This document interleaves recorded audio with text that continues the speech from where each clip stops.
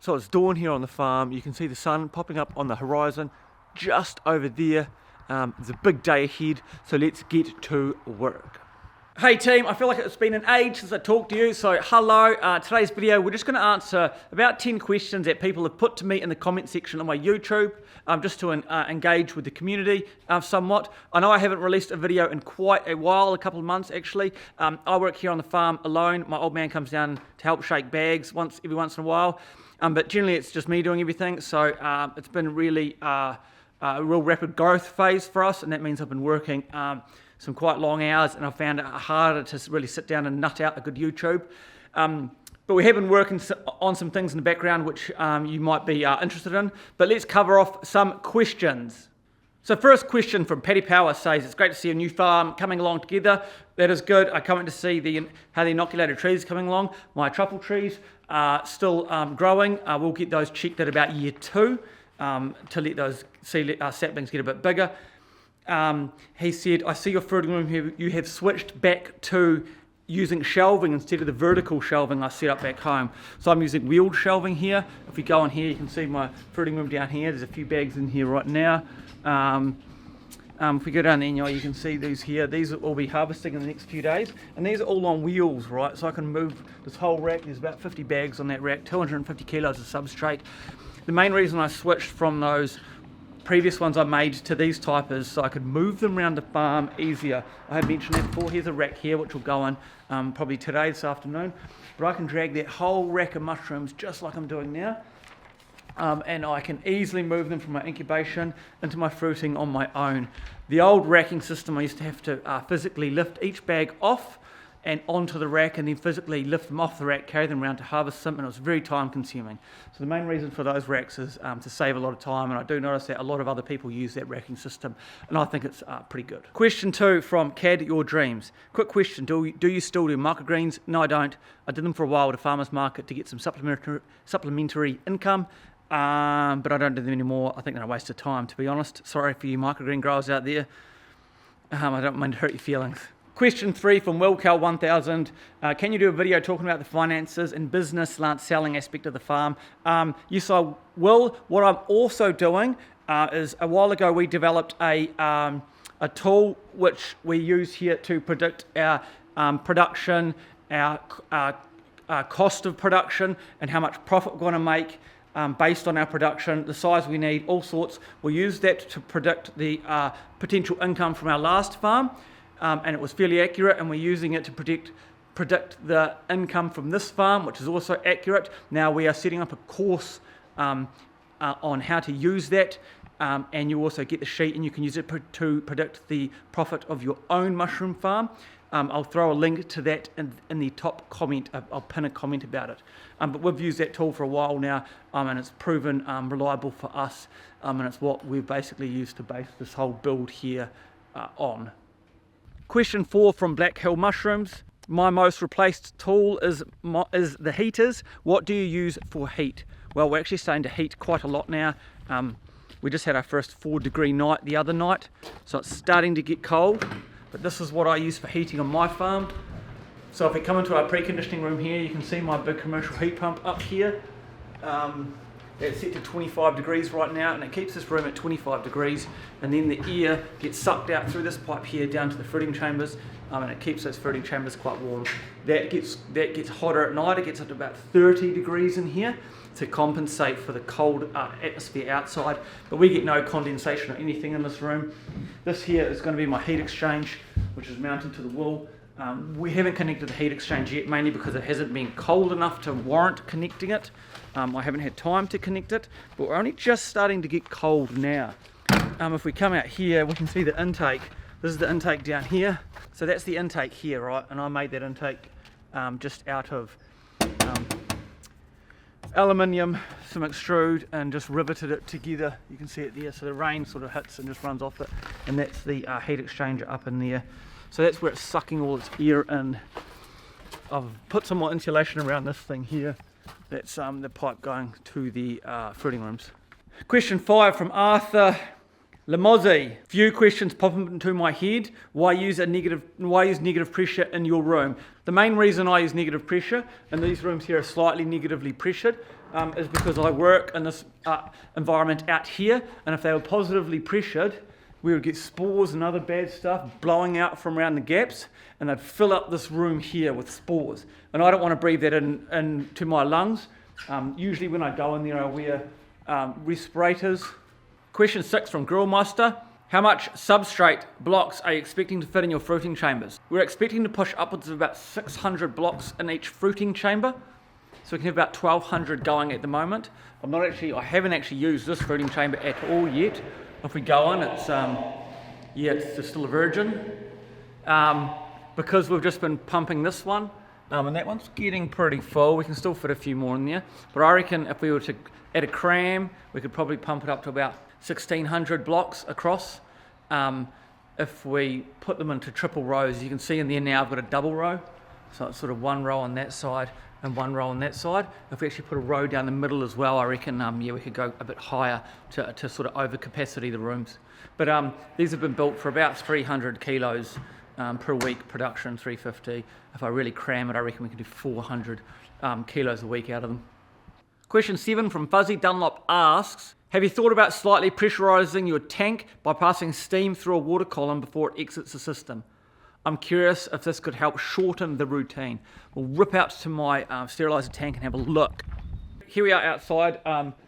There's my wee sterilizer boiler down here and my tank here. If you guys haven't seen it before, what he means is that running this here through a column of water. So if we put that pipe down, oh God, it's so overexposed.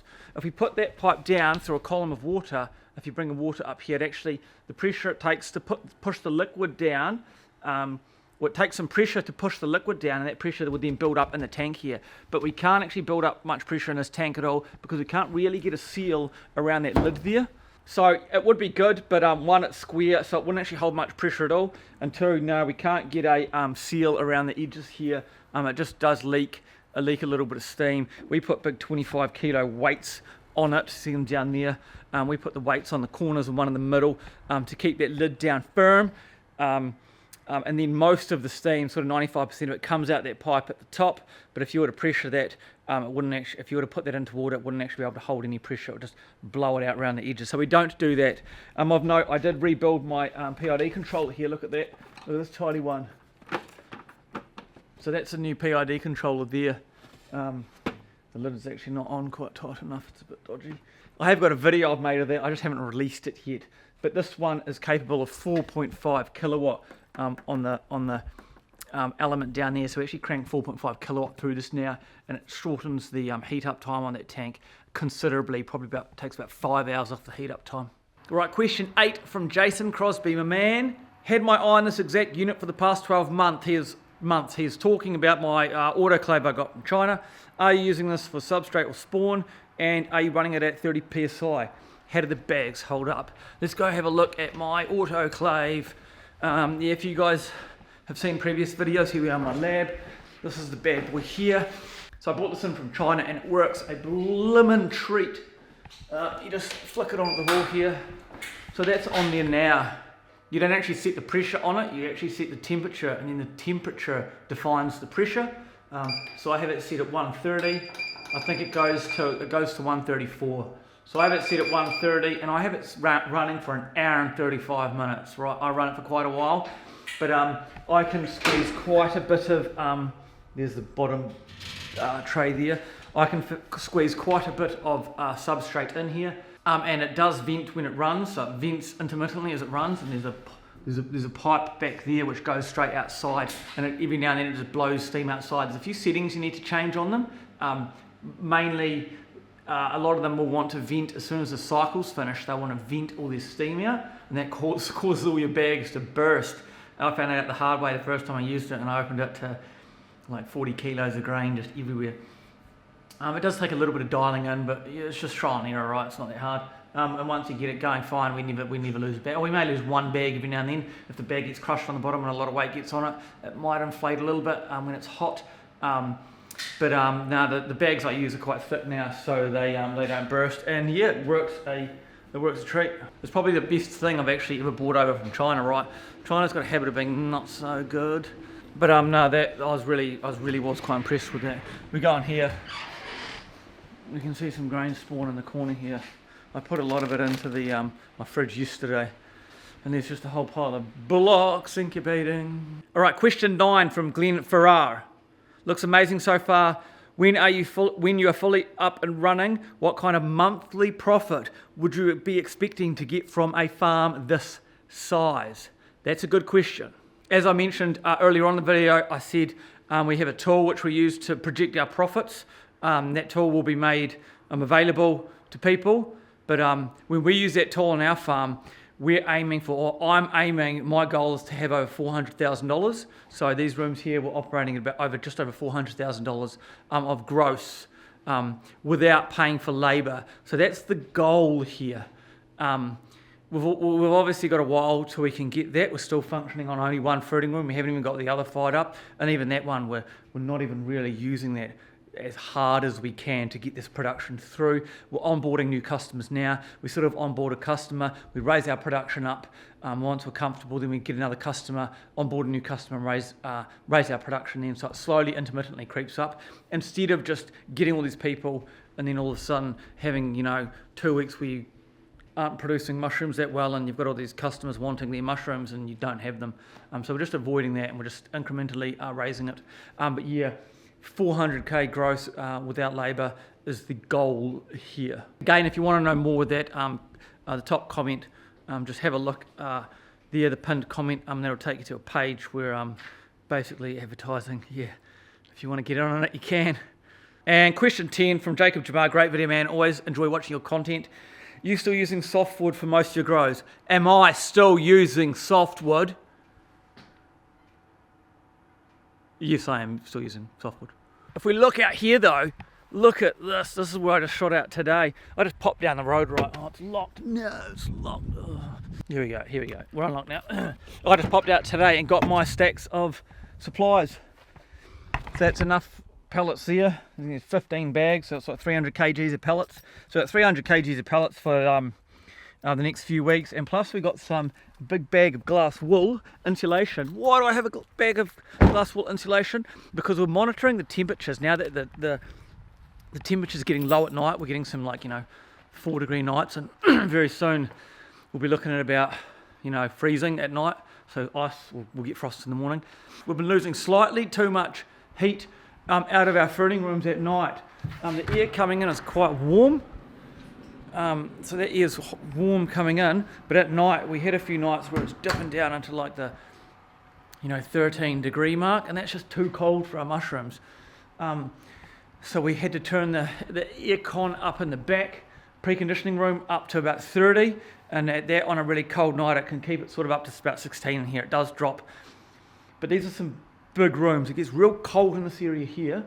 These are some pretty big rooms, and that's only 50mm polystyrene, so you do get a bit of heat coming through here. So long story short, though, insulation is just glass wool, which I'm just going to lie over the whole top there to just insulate the roof to about double the insulation properties of the roof, and we're just going to work on holding a bit more heat in that room just to keep those temperatures up, because as I say, I grow Italian oyster, right? That's basically what I grow, and I'm pretty good at growing Italian oyster. But it does, they call it a summer oyster in other places. It does like its heat. When it gets cold, it really doesn't give you, the physical properties of the mushroom isn't optimal if the weather's too cold. So the whole goal is to keep the rooms hot, keep them warm. So that's what that's for.